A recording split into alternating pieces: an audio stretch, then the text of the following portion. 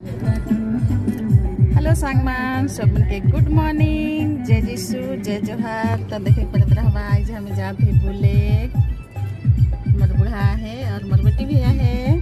तो आज कहाँ बुले जाते हो मैं बाद में देखा तो जमन के, ठीक है।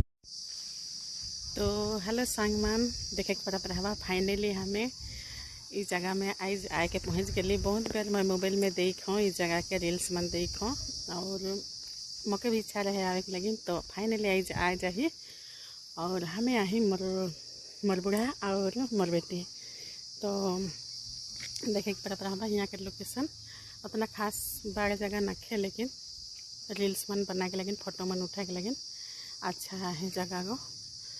तो देखे पड़ता रहा और इस जगह का नाम है कि सरवी बेड़ा कुतरा ब्लॉक पड़ेला यहाँ के। तो देखे पड़ता रहा जगह तो एकदम सुंदर है, लेकिन ज़्यादा बड़ नखे, लेकिन फोटो मन उठा के लगिन और रील्स मन बना के लगिन, अच्छा है।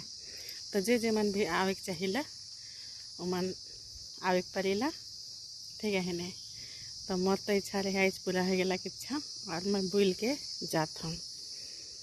तो ओके, बाय बाय, टाटा।